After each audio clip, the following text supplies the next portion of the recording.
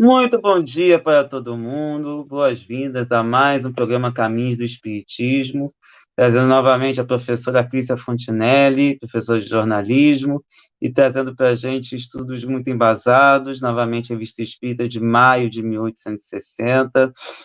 E, claro, a gente fala bom dia, mas é claro, né? Bom dia formal, porque afinal o programa começa às 6h30, mas fica gravado, então bom dia, boa tarde, boa noite, boa madrugada, bom momento em que vocês estavam pesquisando algo sobre Kardec, e lembrando que são poucos os lugares que a gente vê que estuda a Revista Espírita. E eu já vi até estudos em 1858, a gente já está em 1860, então a gente vê muita coisa, material de estudos, que dá para a gente fazer tecer algumas relações aí muito interessantes e importantes para cada um de nós e cada um de vocês aí também.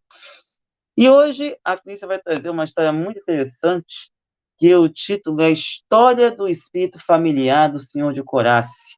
Vou deixar a Clícia se apresentar e depois falar o que será esse espírito familiar, que história é essa que Kardec achou tão interessante que resolveu colocar na Revista Espírita. Diga aí, Clícia. Então, Felipe, primeiro, tudo de bom para ti, né? Um beijo grande para quem estiver aqui conosco, assistindo a este momento.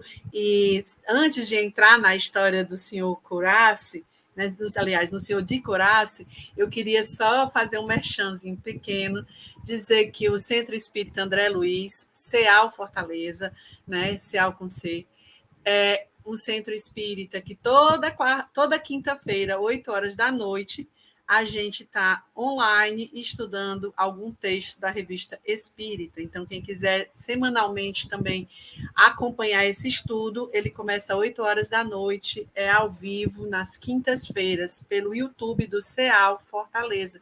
Eu estou lá. Eu sou uma das pessoas, junto com o Cícero e o Marquinhos, que fazemos esse estudo semanal, tá? Fica aí só essa dica para estimular, né? Que mais pessoas leiam e mais pessoas se interessem para estudar essa revista, que é um grande laboratório do espiritismo. Né? Pela Revista Espírita, nós aprendemos e sabemos muito dos bastidores da época de Kardec. Eu queria falar para vocês, hoje, como o Felipe já adiantou, sobre a história do espírito familiar do Senhor de Corace. E aí a primeira coisa que eu quero chamar a atenção, gente, é que era um hábito de Kardec pegar textos antigos ou textos que tinham sido publicados em livros ou em jornais, né, que se referiam a manifestações de espíritos, que é o caso deste aqui. Esse texto, para vocês terem uma ideia, ele data do século XIV. Kardec está no século XIX, né? Aliás, 18, perdão. Não, Então, 19. Kardec Kardec está no século XIX, 1800, né? 1850, 1860, enfim. Este texto é do século XIV e ele está em um livro, uma publicação chamada Crônicas de Froissart. E vai falar de quê? Vai falar de um nobre que que contava com a companhia de um espírito chamado Orton, e este espírito ele antecipava a este senhor o resultado de batalhas, de disputas que aconteciam a quilômetros de distância dele, e que ele acabava sabendo o resultado daquelas batalhas antes dos mensageiros de carne e osso chegarem. Né?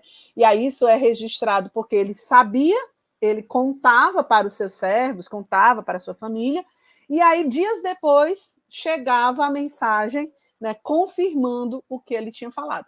Observem, confirmando o que ele tinha falado. E é aí por isso que Kardec traz.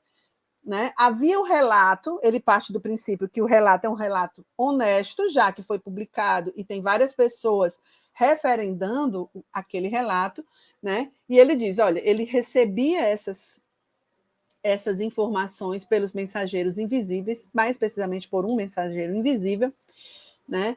E tempos depois, aquelas informações eram confirmadas, né? Ou seja, a comprovação chegava. Né?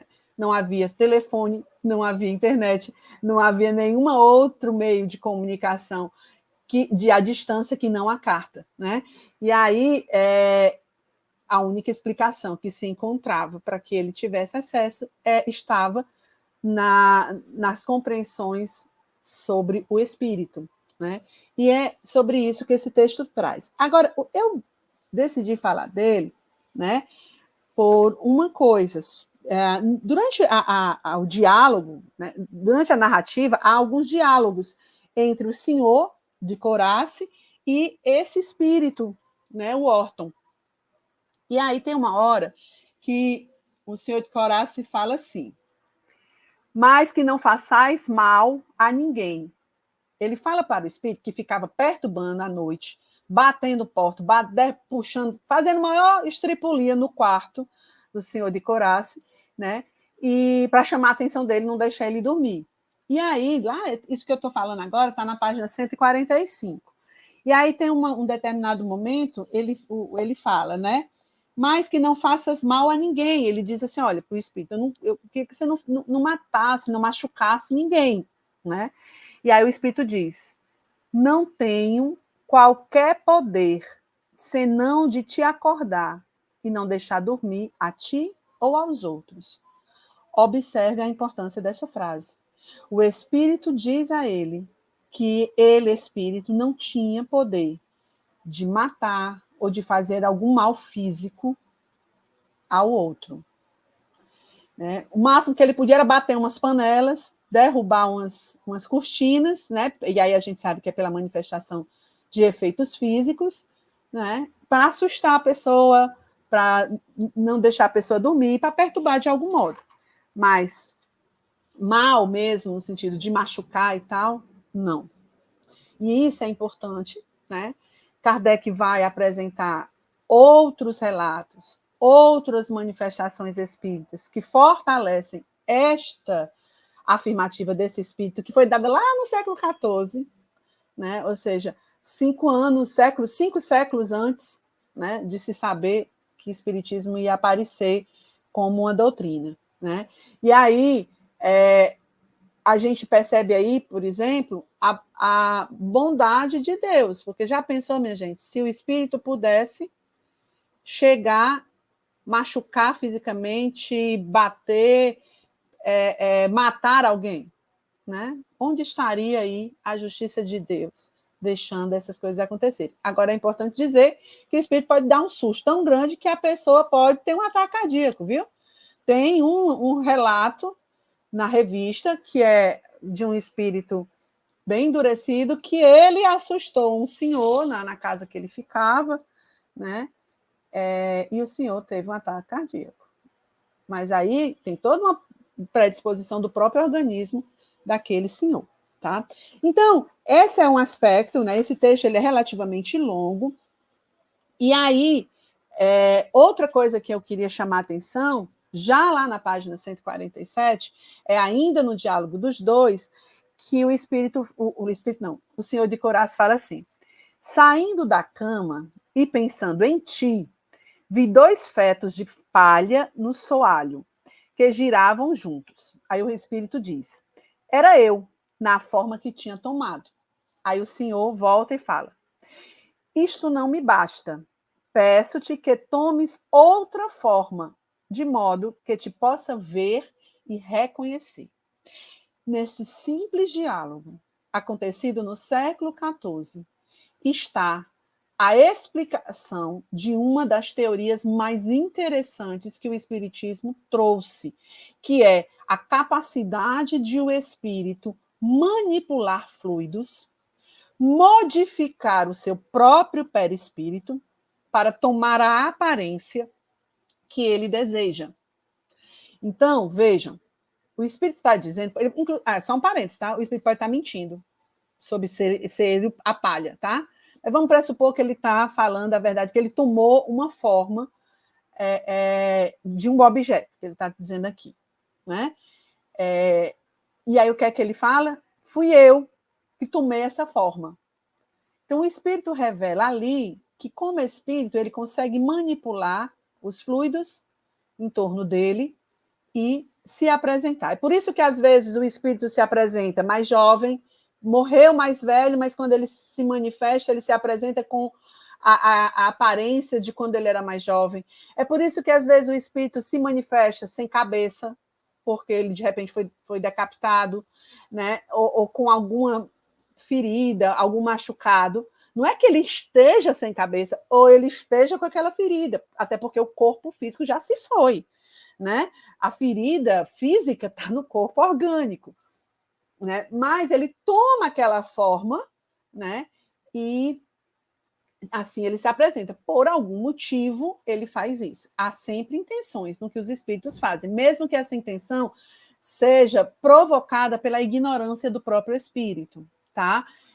Que esteja ainda muito, vamos dizer assim, fixado em um passado quando ele estava encarnado ainda, tá? Então, é interessante a gente prestar atenção nisso, porque às vezes a gente se confunde, a gente diz porque o espírito está sem cabeça, porque o espírito precisa cuidar de um machucado. Minha gente, o machucado do espírito é moral. O machucado do espírito é a dor que ele sente dos vícios que ele alimentou, os vícios morais que ele alimentou. A dor do espírito, ela não é de um braço amputado. A dor do espírito é ele ter perdido o tempo de encarnação no qual nós temos que usar para nos transformar, nos melhorar moralmente, progredir como espírito, e ter se perdido nisso, não ter feito o que ele próprio programou antes de encarnar. Então, essa coisa de, quando você está dialogando com o espírito, você diz: tome uma água, se deite, vá para o hospital. Minha gente, não existe isso.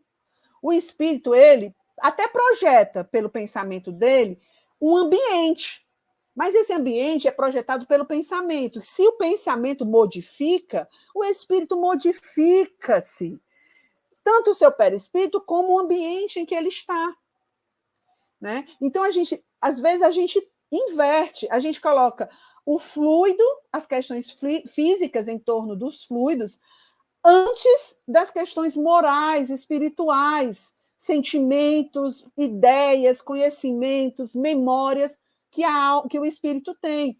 Aí a gente inverte, coloca essa parte depois dos fluidos, da parte física, e é o contrário. O espírito, ele é todo pensamento. Olha como é que os dois se uniam. Quando ele diz, o senhor de Coraça, ele diz: saindo da cama e pensando em ti. Ele entrou na sintonia do espírito pelo pensamento, não é o ambiente, a casa, ou o centro espírita, ou a escola. Não é o concreto que nos aproxima do espírito. São os nossos pensamentos. Né? Quando a gente direciona o nosso pensamento para um espírito, a gente imediatamente entra em diálogo com ele, entra em sintonia com ele. É por isso que a prece dá certo, porque na prece a gente dirige o nosso pensamento a Jesus, a gente dirige o nosso pensamento ao nosso anjo da guarda, aos espíritos que nos protegem, não é? Então, quando a gente faz isso, a gente entra em sintonia com esses bons espíritos. Por isso que a prece é importante, por isso que ela tem esse poder. Só que o contrário também acontece. Quando a gente faz pensamentos assim estranhos, que não são tão legais, a gente também entra em sintonia com espíritos também não tão legais. Né? E era isso que eu queria chamar a atenção.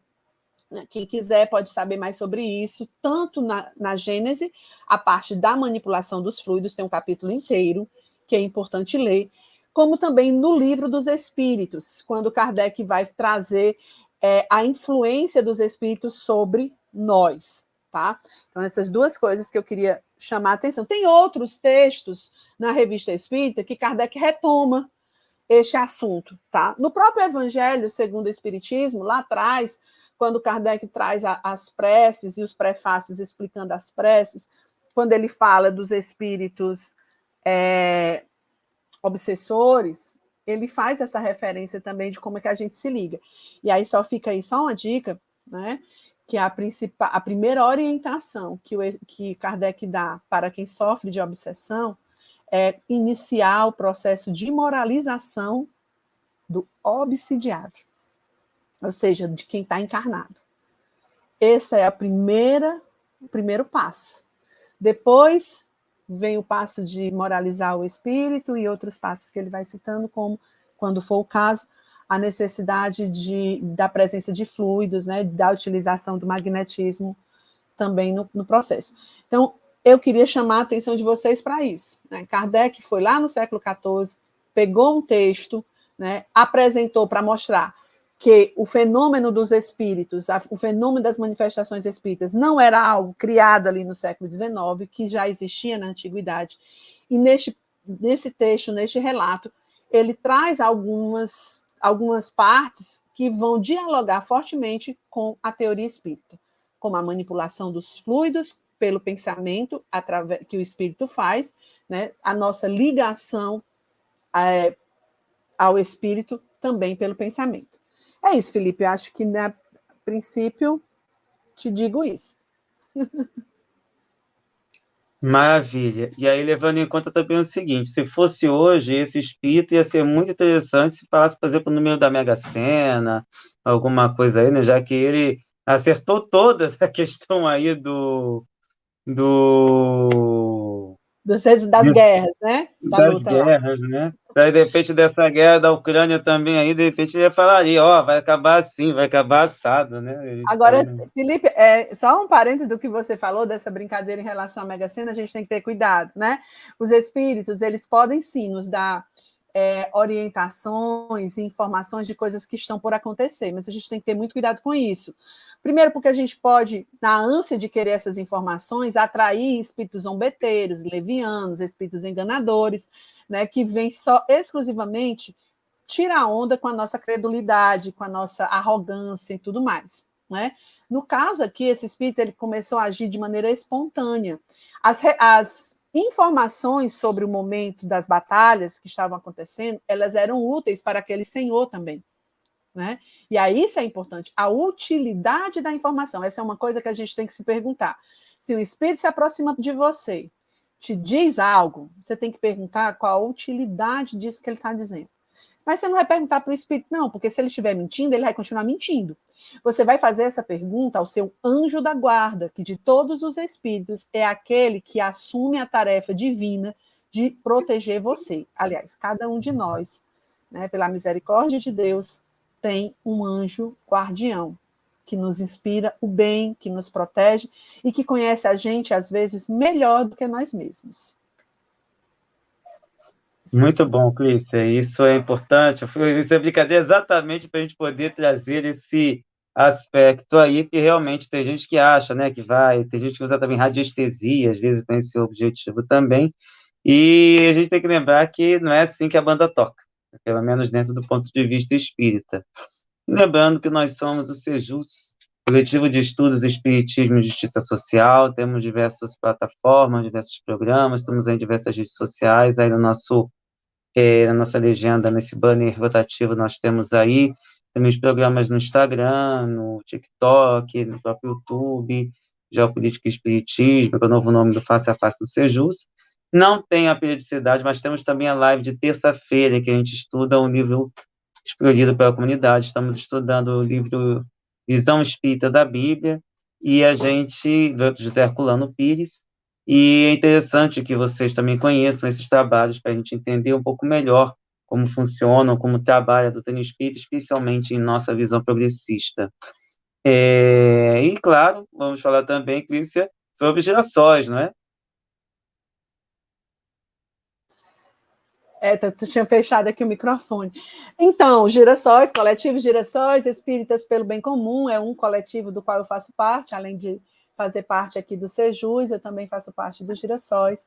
Nós, como Sejus, buscamos refletir as questões sociais, intervir na sociedade, pensando em construir uma sociedade menos terrível do que essa que a gente vive, né? Buscando perceber como nós podemos, né, construir essa sociedade mais justa, mais fraterna, mais tolerante, né, que respeite as diferenças entre os indivíduos, né, como é que a gente pode intervir na desigualdade social, enfim, a gente pensa tudo isso associando ao espiritismo.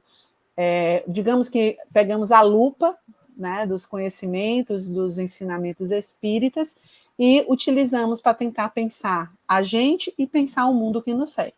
Por isso que é tão importante estudar, né? Por isso que a gente precisa estar sempre estudando, revendo os conceitos, né? Porque o Espiritismo tem muitos conceitos, e às vezes os conceitos são com palavras que no senso comum trazem outros significados. Fica a deixa aí. Entenda aquela palavra na ótica espírita, entenda o conceito daquela palavra na ótica espírita, né?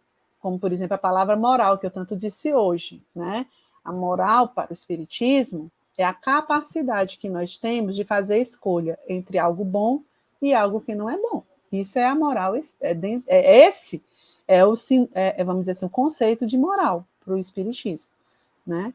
É fazer a escolha entre o bem e o mal. Óbvio que para o espiritismo a escolha correta é a escolha no bem, porque nós nos baseamos em Jesus Cristo, na moral cristã, né? Da escolha pelo bem.